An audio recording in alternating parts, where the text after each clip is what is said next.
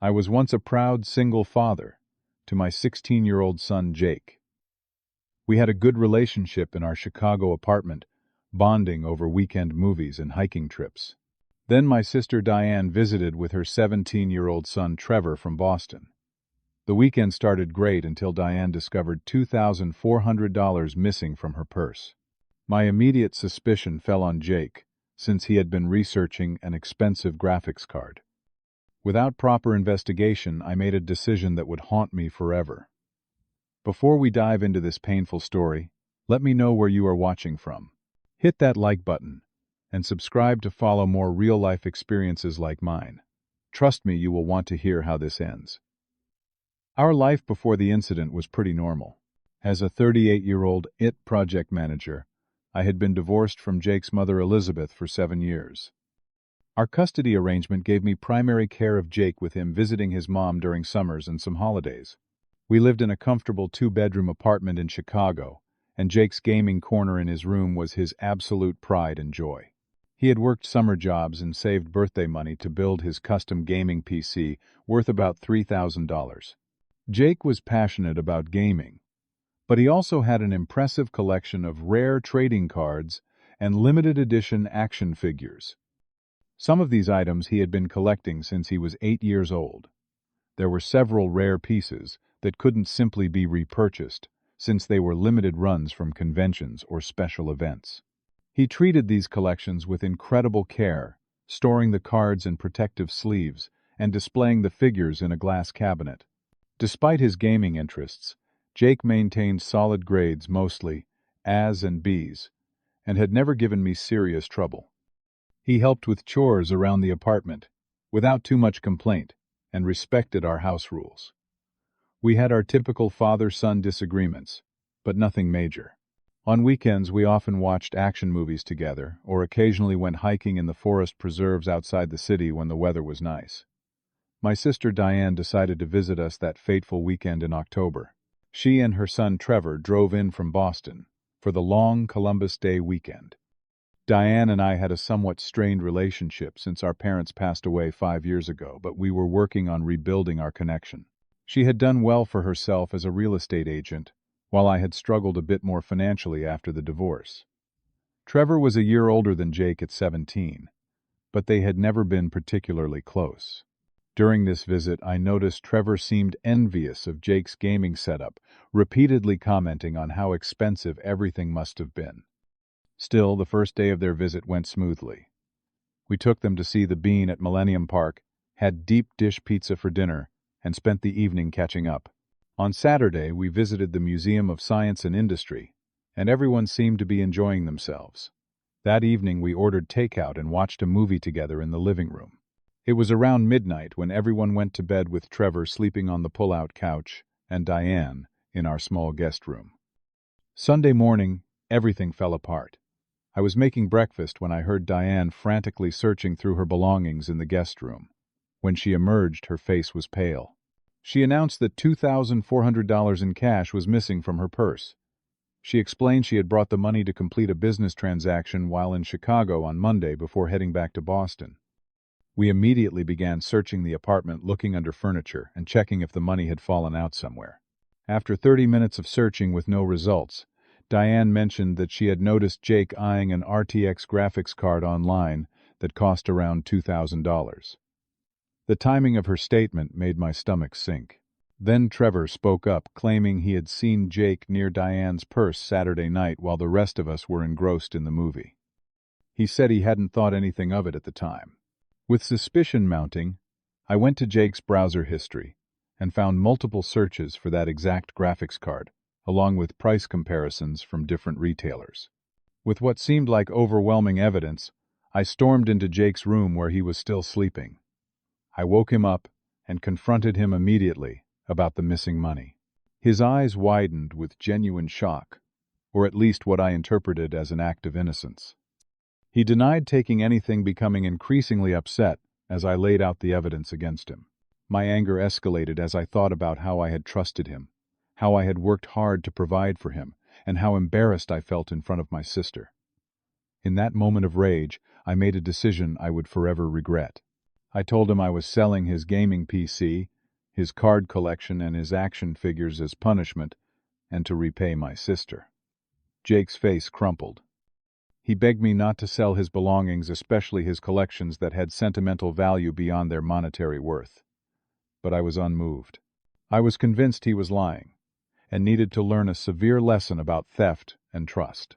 I spent that afternoon taking photos of his PC components and collections, listing them on various online marketplaces, while Jake watched in silent devastation.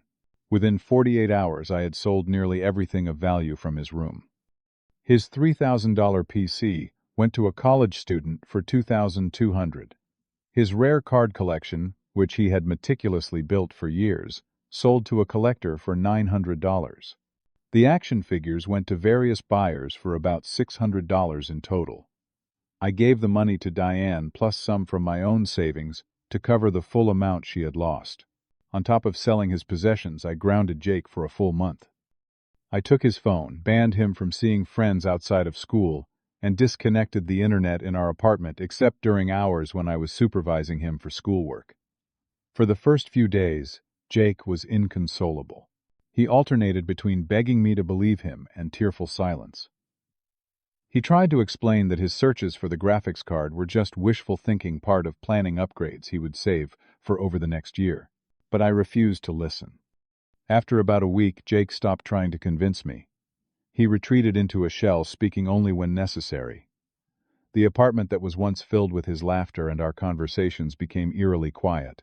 His teachers emailed me about his declining participation in class and falling grades. Still, I remained convinced that he needed to learn this lesson the hard way.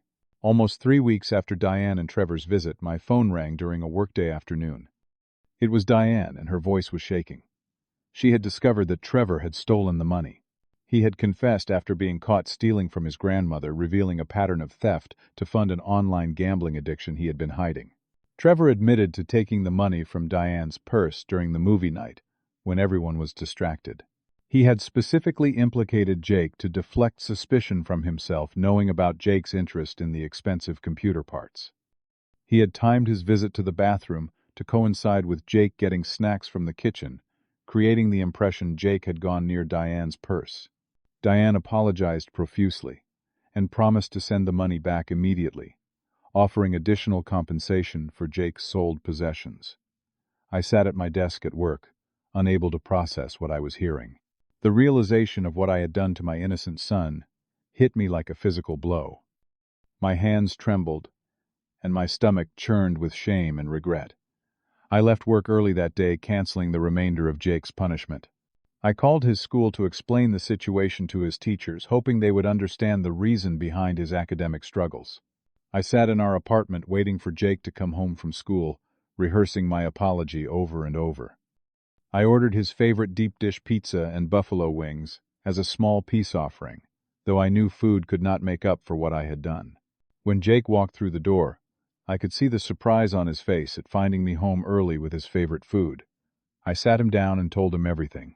I admitted that Trevor had stolen the money and confessed that Jake had been telling the truth all along, and that I had made a terrible, unforgivable mistake.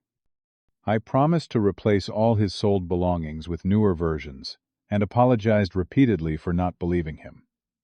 Jake's reaction was not what I expected. Instead of anger or relief, he simply sat there with tears silently streaming down his face. He didn't touch the pizza. After several minutes of silence, he just nodded, got up, and went to his room. The door closed softly behind him, which somehow hurt more than if he had slammed it. The following days were awkward and painful. I tried to move forward by suggesting we go shopping for a new, better gaming PC that weekend. I told him to look up even better graphics cards than the one he had been researching before. I kept telling him we should focus on the positive, that he would end up with better equipment than before, that we should just move on. But what I failed to understand was that this wasn't about the monetary value of the items. My suggestion to just move on showed how little I comprehended the depth of the betrayal Jake felt. The rare collectibles I had sold could not simply be replaced. Some had been gifts from his grandfather before he passed away. Others were limited convention exclusives he had stood in line for hours to obtain. More importantly, I had not recognized the profound breach of trust that had occurred. Jake had told me the truth, and not only had I refused to believe him, I had punished him severely and publicly for something he hadn't done. I had chosen to believe a cousin he barely knew over my own son, who had never given me reason to doubt his honesty before. Diane sent the money as promised, but it sat untouched in my account. Jake declined all offers to shop for new equipment. He spent most of his time in his now barren room, coming out only for meals where our conversation was minimal. At school, his grades continued to suffer despite the teacher's understanding and willingness to give him extra time on assignments. My frustration grew as weeks passed with little improvement. I confided in my friend Mark, who suggested that Jake was being unreasonable and should appreciate my efforts to make things right. This misguided advice only reinforced my flawed thinking that Jake should just get over it, not recognizing how deeply I had wounded him. About a month after the truth came out, I began noticing subtle changes in Jake's behavior. He suddenly started talking about his summer visit to his mom's house in Seattle, though it was still months away. I would occasionally overhear him on his newly returned phone speaking quietly in his room. He began sorting through his remaining possessions, organizing books and clothes he hadn't touched in months. His grades started to improve, and his teachers reported more engagement in class. I interpreted these signs as healing, as Jake finally moving past the incident. I thought we were slowly but surely getting back on track. I was completely wrong. One Tuesday, I came home from work to find Jake in the living room, with 2 packed suitcases and his backpack. My heart dropped as he calmly explained that he had been in contact with his mother Elizabeth, and she had purchased a plane ticket for him to move to Seattle permanently. The flight was scheduled for the following morning. I was stunned into silence as Jake explained in a composed, rehearsed manner that he could no longer live with someone who didn't trust him. He detailed how my actions had shown him that my love and support were conditional, that I would always assume the worst of him when presented with even circumstantial evidence. He told me about each item I had sold, and what it had meant to him. The limited edition Galaxy Warrior figure that his grandfather had given him before passing away. The holographic trading cards he had traded lunches for in middle school. The custom PC he had researched parts for and built with his own hands. He explained that my attempt to replace these things with newer, more expensive versions only proved I didn't understand their true value. Then came the words that broke me completely. Jake said, "You can't buy back trust with money, Dad. Once it's broken, it's like one of my figures you sold. Some things just can't be replaced." My desperate attempts to convince him to stay fell on deaf ears. I promised therapy, both individual and family counseling. I begged for another chance, for more time to rebuild what I had destroyed. Jake's response was mature beyond his years. He said he needed space from me, time to heal on his own terms, and his mother was willing to provide that space. The drive to O'Hare Airport the next morning was the longest 25 miles of my life. We barely spoke. Jake stared out the window while I gripped the steering wheel so tightly my knuckles turned white. At the departure terminal, our hug felt formal, like shaking hands with a business associate rather than embracing my son. I watched him walk through security without looking back once, taking a piece of my heart with him. Returning to our apartment was unbearable. The silence that had been uncomfortable before was now deafening. Jake's half-empty room was a monument to my failure as a father. I sat on his bed and finally allowed myself to break down, completely sobbing, until I had no tears left. The first call from Elizabeth came that evening. She was civil but cold, explaining that Jake had arrived safely but was emotionally exhausted. She didn't hold back her criticism of how I had handled the situation from the beginning. She told me Jake had cried for hours after arriving, finally releasing the emotions he had been suppressing for weeks in my presence. For the first month, Jake refused to speak to me on the phone. Elizabeth would give me brief updates about his adjustment to his new school and life in Seattle, but direct communication was non-existent. I sent replacement gifts for his birthday, only to have them returned unopened.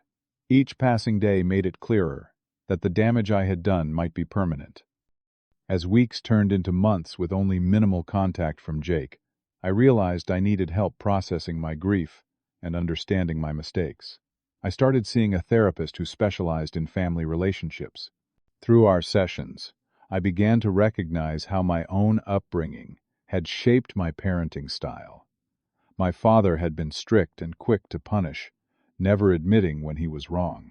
I had unconsciously adopted many of his approaches, despite promising myself I would be different. I joined a support group for single parents where I could share my story without judgment. Many members had made their own mistakes, though few as catastrophic as mine. Their insights helped me understand what Jake might be feeling, and how I might begin to rebuild the trust I had shattered. I read every book I could find, on rebuilding relationships with teenagers, on trust, on communication. I reflected deeply on how my fear of raising an undisciplined child had led me to overcorrect in the opposite direction, becoming an unforgiving disciplinarian at the moment when my son needed me to be his advocate and protector. After 6 weeks of silence, I received my first text message from Jake. It was brief, just letting me know he had joined the photography club at his new school. I responded with care, expressing genuine interest without pushing for more communication than he was ready to give. This began a pattern of short, infrequent texts that gradually increased in frequency and length. Elizabeth, despite her initial anger, recognized the importance of Jake maintaining a relationship with me. She helped facilitate weekly video calls that started at an awkward 10 minutes, but slowly extended as Jake became more comfortable. During these calls, I was careful never to pressure him about returning to Chicago, focusing instead on his current life and interests. The first real breakthrough came 3 months after Jake left. During one of our video calls, he showed me some of his photography, actually seeming eager for my opinion. He mentioned missing Chicago-style pizza, a small but significant acknowledgement of something he had loved about our life together. After 4 months of this gradual thawing, I asked if I could visit Seattle. To my surprise and relief, Jake agreed. The reunion at Seattle-Tacoma Airport was awkward. Jake had grown an inch taller, and his style had changed. He offered a stiff hug, but it was more than I had dared hope for. During that visit, sitting at a waterfront park with the Olympic Mountains visible across Puget Sound, I offered Jake the most heartfelt apology I could muster. I acknowledged every mistake I had made, from the initial accusation to the sale of his belongings to my tone-deaf attempt to simply replace everything and move on. I expressed my remorse without expectation of forgiveness, making it clear that I understood some damage cannot be undone. For the first time, Jake really opened up about how the incident had affected him. He described feeling as though the floor had disappeared beneath him, how my accusation and punishment had made him question his place in our family and his value in my eyes. He explained that moving to Seattle wasn't just about escaping the painful memories, but about finding space to rebuild his sense of self and security. The turning point came when Jake accepted my invitation to dinner that evening. Over burgers at a local restaurant, we had our first conversation that felt somewhat normal since the incident. He even laughed at one of my terrible dad jokes, a sound I had missed more than I could express. Jake decided to stay with his mother for the remainder of the school year, having made friends and adjusted to his new environment. However, he agreed to visit Chicago during spring break, a small step toward healing our relationship. I promised him that I would never again make assumptions about his character or actions without proper communication and evidence. I came to understand that some losses cannot be fully restored. The trust between us had been fundamentally altered, and our relationship would need to be rebuilt on a different foundation. But for the first time since he left, I felt hope that we could create something new, potentially even stronger than before, built on painful but important lessons. A year has passed since Jake left for Seattle. Our relationship today bears little resemblance to what it was before the incident, but it has slowly been rebuilding on new terms. Jake now splits his time between Seattle and Chicago, spending summers and some holidays with me. His room in our apartment is once again filled with his things, though his collection is different now, focused more on photography equipment than gaming. The profound regret I feel over my actions will never completely fade. I understand now that trust is like crystal; it takes time and care to create, but can shatter in an instant. Once broken, it can never be perfectly restored. The cracks will always be visible if you look closely enough. This experience has completely transformed my approach to parenting. I now prioritize communication over immediate action, investigation over assumption, and understanding over punishment. I have learned to separate my child's actions from his worth as a person and my love for him. To any parents watching this, I urge you to consider the permanent impact your reactions can have on your relationship with your children. Before making accusations or delivering harsh punishments, take the time to fully investigate. Remember that your role is not just to discipline, but to be your child's strongest advocate and most reliable supporter. Even when evidence seems compelling, give your child the benefit of the doubt. Truly listen to their side of the story. The temporary frustration of a delayed response is nothing compared to the lasting damage of a wrongful accusation. And if you do make a mistake, as we all inevitably will recognize that a simple apology might not be enough. Rebuilding trust requires time, consistency, and a genuine willingness to change the behaviors that caused the breach in the first place. Some damages cannot be undone or simply paid for. They must be healed through patient, persistent effort. Jake and I continue our healing journey day by day. Our relationship will never be what it once was, but with patience and understanding, we are building something new, something that acknowledges our painful past while creating space for a different future. Have you ever experienced a breach of trust in a family relationship? How did you work to rebuild it, or did you find some wounds too deep to fully heal? Share your thoughts in the comments below. And if this story resonated with you, please like and subscribe to support more authentic conversations about family relationships and parenting challenges. Share this video with someone who might need to hear that even our most painful mistakes can lead to growth and eventually healing. Thank you for listening to my story. And remember that in our most regretful moments often lie our most important lessons.